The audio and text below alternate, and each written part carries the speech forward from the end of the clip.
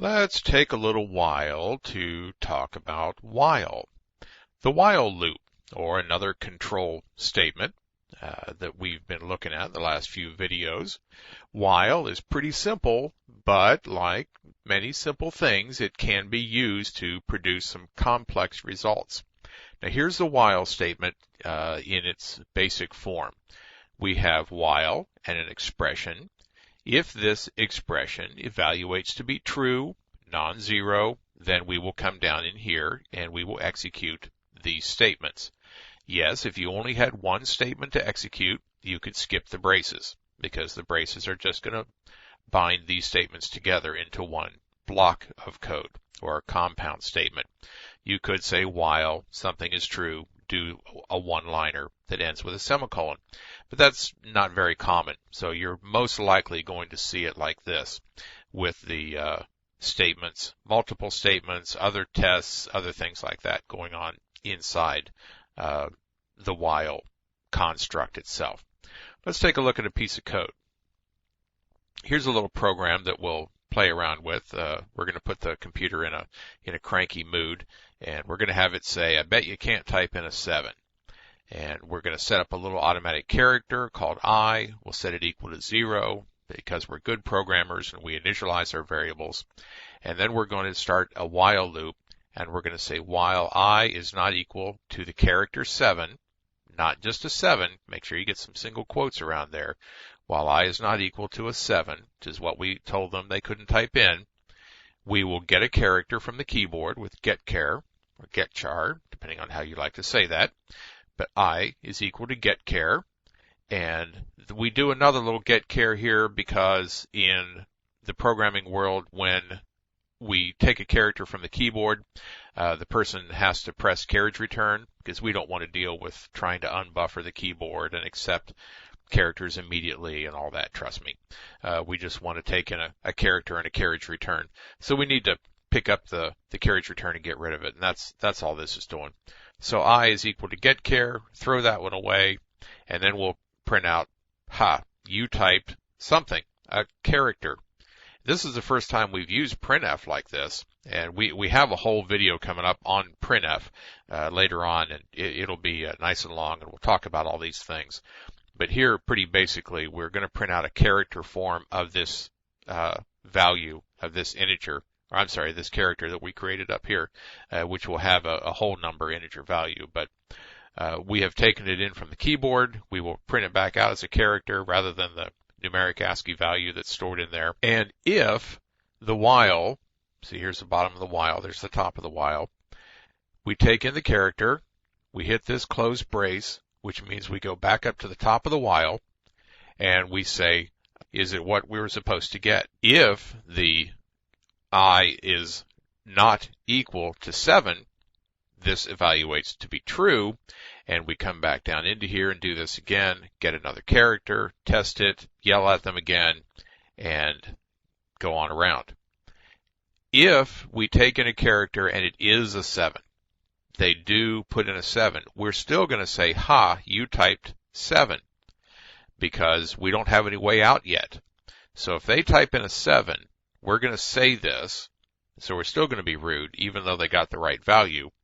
We're going to hit this brace, we're going to come up here to this while, and it is now, this is going to be false, because I will in fact be equal to 7. This will fail, and we'll jump to the next statement, which says I'm done, and the computer goes home. So let's go take a look at that in code. There it is there in our notepad, while.c. It's all the same code, not equal to 7, and so on.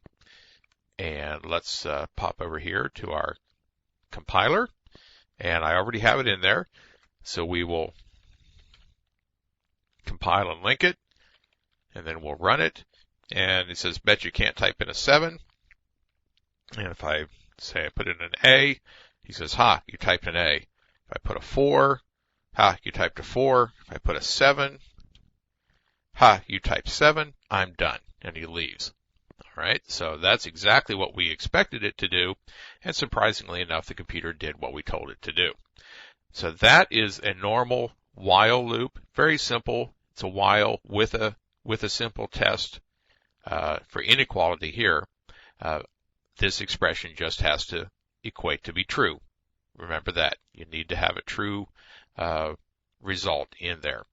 Now, I want to show you a little different form of while, and that's an infinite while, an infinite loop. And that's my little definition, infinite loop, C, infinite loop. You see, it's supposed to be a joke. Anyway, here's our program.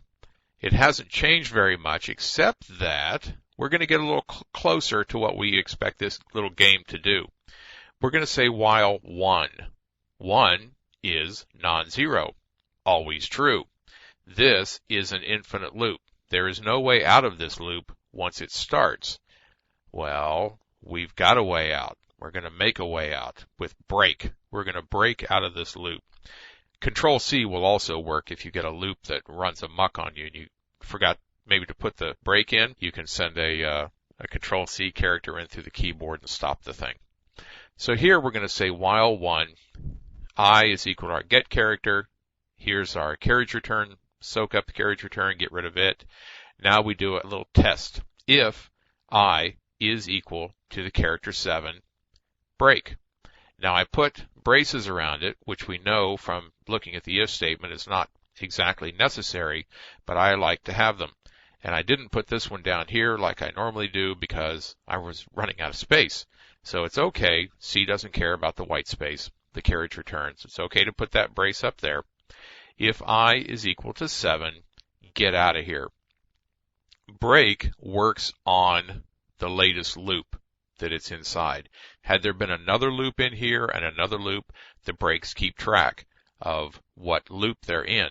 This break knows that it's inside this while. So when we hit that break statement, it knows to go to the next statement after the close of that while. So it'll jump us down to here and we print I'm done. If I is not equal to 7, now we can antagonize our viewer and say, ha, you typed in something else. That's our same line from before. And we come back around because we hit the bottom here and come through. But this time, it works a little nicer. If I is equal to 7, they type it in. We just leave. We don't bug the person anymore, even though they hit the right character. We just leave, and we say, I'm done. So let's take a look at this program. And it is in while2.c right there. It's the same code we just looked at. We have our infinite while loop. We'll pop back over to our compiler, and we'll compile and link while2.c. There we go. Now we'll run it. And it says, bet you can't type in a 7. If we put something incorrect, he yells at us, different letters. And if we do the 7, he just says, I'm done. Because before, remember, he yelled at us. If I scroll this up, you can see it here.